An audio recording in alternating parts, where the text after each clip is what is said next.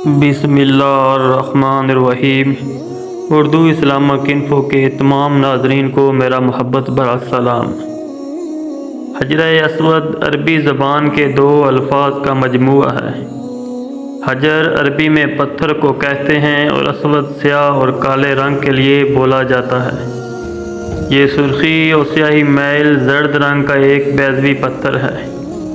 یہ پتھر کعبۃ اللہ کے دروازے کے قریب بیت اللہ کی جنوب مشرقی دیوار کے مشرقی گوشے میں بحر کی طرف زمین سے کوئی 5 فٹ کی بلندی پر نصب ہے۔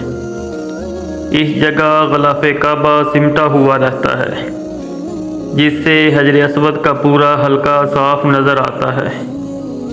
جو مسلمان حج یا عمرہ کرنے جاتے ہیں وہ طواف کرتے ہوئے ہر بار حجر اسود کو بوسہ دینے کی سعادت حاصل کرتے ہیں۔ اگر ہجوم زیادہ ہو تو ہاتھ کے اشارے سے بھی بوسہ دیا جا سکتا ہے۔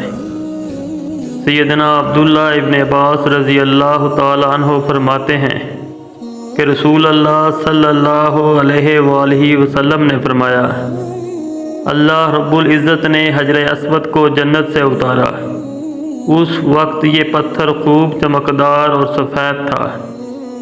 نیز یہ بھی مروی ہے کہ حجر اسود قیامت کے دن اپنے بوسہ لینے والوں کے لیے سفارش کرے گا، اور اس دن اللہ تعالیٰ اس کو زبان اور ہونٹ عطا فرمائے گا۔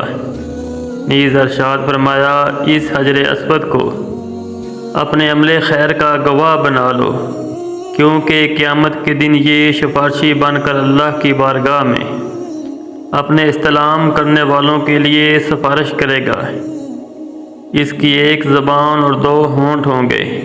جب حضرت سیدنا آدم علیہ السلام نے بیت اللہ کی تعمیر کی، اس وقت ایک گوشے میں اس حجر اسود کو بھی نصب فرمایا تھا، لیکن طوفان نوح علیہ السلام میں یہ متبرک پتھر پانی کے ساتھ بہتا ہوا اللہ تعالیٰ کے حکم سے جبل ابو قیس میں بطور امانت محفوظ ہو گیا۔ پھر تعمیر ابراہیمی کے وقت جبرائیل علیہ السلام نے اللہ تعالیٰ کے حکم سے سیدنا ابراہیم خلیل اللہ علیہ السلام کی خدمت عالیہ میں پیش کر دیا۔ اس طرح اسے پھر اسی جگہ کی زینت بنایا گیا جہاں وہ پہلے رونق افزا تھا۔ 606 عیسوی میں جب رسول اللہ صلی اللہ علیہ وآلہ وسلم کی ظہری عمر مبارک 35 سال تھی، ایک سیلاب نے کعبۃ اللہ کی عمارت کو سخت نقصان پہنچایا تو قریش نے اس کی دوبارہ تعمیر کی۔ لیکن جب حجر اسود رکھنے کا مسئلہ آیا تو قبائل میں جھگڑا ہو گیا۔ ہر قبیلے کی یہ خواہش تھی کہ یہ سعادت اسے ہی نصیب ہو۔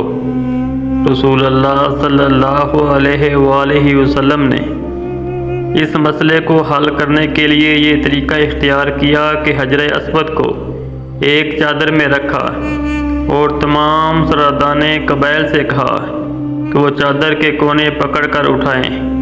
چنانچہ سب نے مل کر چادر کو اٹھایا، اور جب چادر اس مقام پر پہنچی جہاں اس کو رکھا جانا تھا تو آپ نے اپنے مبارک ہاتھوں سے اس مبارک پتھر کو دیوار کعبہ میں نصب فرما دیا۔ لیکن جنت کا یہ انمول موتی، عالی مرتبت یاقوت اور مقدس و متبرک پتھر گردش ایام اور انسانوں کی ستم رانیوں سے محفوظ نہ رہ سکا، اور کئی بار اسے فساق و فجار ظالموں کے ہاتھوں زخمی ہوا۔ متعدد بار حوادثات زمانہ کا شکار ہو کر کئی ٹکڑوں میں تقسیم ہوا۔ اب اس پتھر کے ٹکڑے جڑے ہوئے ہیں۔ شروع میں یہ ایک ہی پتھر ہوا کرتا تھا، مگر کرامتہ اور ان کے بعد کچھ ایسے حادثے پیش آئے کہ اس کا ظاہری حصہ ٹوٹ گیا۔ اب اس کے چھوٹے چھوٹے کئی ٹکڑوں میں منقسم جسم کو، جن کا سائز مختلف ہے، ان ٹکڑوں کو جوڑا گیا ہے اور پھر اس پر چاندی کا فریم لگا دیا گیا ہے۔ سب سے پہلے سیدنا عبداللہ بن زبیر رضی اللہ تعالی عنہ نے حجر اسود پر چاندی چڑھوائی۔ 370 ہجری میں جب کرامتہ کے سردار ابو طاہر سلمان بن الحسن نے حرم مقدس میں خون کی ہولی کھیلی اور اس قدر قتل عام کیا کہ حجاج کرام کی لاشوں سے زمزم کا کنواں بھر گیا۔ شہر مکہ اور اس کے مسافات میں تقریباً 30,000 بے قصور افراد کو موت کے گھاٹ اتار دیا گیا، جن میں 1700 حجاج اور 700 طواف کعبہ میں مشغول افراد بھی شہید ہو گئے۔ اصل میں ابو طاہر نے یہ سارا خونی کھیل مزاب رحمت یعنی کعبہ شریف کا سونے کا پرنالہ اکھاڑنے، مقام ابراہیم اور حجر اسود چوری کرنے کی غرض سے کھیلا۔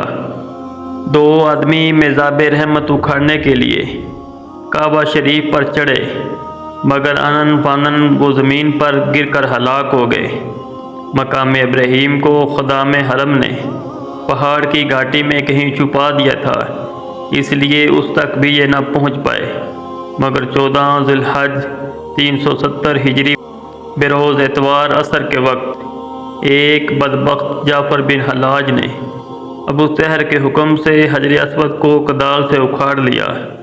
اس پر کئی ضربیں لگائیں جس سے کچھ ریزے ٹوٹ گئے اور وہ لوگ حجر اسود کو اپنے ساتھ بحرین لے گئے اور اس کی جگہ خالی رہ گئی۔ ابن خلدون لکھتے ہیں ابو طاہر نے کعبۃ اللہ کا دروازہ اکھاڑ پھینکا، غلاف کعبہ کے ٹکڑے ٹکڑے کر کے اپنے فوجیوں میں بانٹ دیا۔ حجر اسود کو اکھاڑنے کے ساتھ ساتھ وہ اس کو اپنے ساتھ ہی لے گیا۔ اہل مکہ کے گھر بار اور مال و متاع کو لوٹ لیا۔ اس نے روانگی کے وقت یہ اعلان کر دیا کہ آئندہ حج شہر حجر میں ہوا کرے گا۔ خلافت عباسیہ کے خلیفہ کی عمران نے بے حد کوشش کی کہ کسی طرح حجر اسود واپس آ جائے۔ اس کے لیے انہوں نے 50,000 دینے کی پیشکش بھی کی، مگر کرامتی راضی نہ ہوئے، کیونکہ ابو طاہر نے یہ ناپاک جسارت اپنے امام عبید اللہ المہدی والی افریقہ کی خوشنودی حاصل کرنے کے لیے کی تھی۔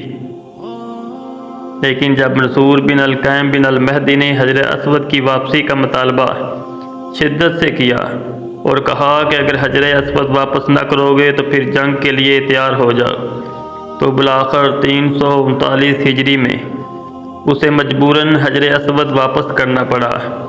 بہرحال تقریباً 22 سال کا طویل عرصہ گزر جانے کے بعد شہر حجر بحرین یا یمن سے بروز بدھ 10 ذی الحج 339 ہجری کو یہ مبارک پتھر واپس ہوا۔ واپسی کی بھی عجب کہانی ہے۔ کرامتیوں سے بارہا واپسی کا مطالبہ جب زور پکڑ گیا تو انہوں نے کہا کہ وہ پتھر تو دوسرے پتھروں میں مکس ہو گیا ہے، ہمیں پتہ نہیں چل رہا کہ حجر اسود کون سا ہے۔ اگر تمہارے پاس اس کی کوئی علامت ہے تو تلاش کر لو۔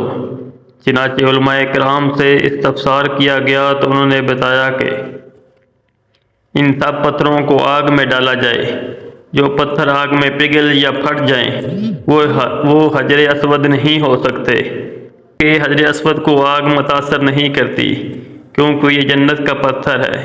اس طرح اس مقدس پتھر کی برتری اور مقبولیت کا لوہا منوا کر اسے واپس لایا گیا اور پھر سے بیت اللہ کی زینت بنا دیا گیا۔ تو دوستو یہی تھا آج کا واقعہ، امید ہے کہ آپ کو پسند آئے گا۔ السلام علیکم۔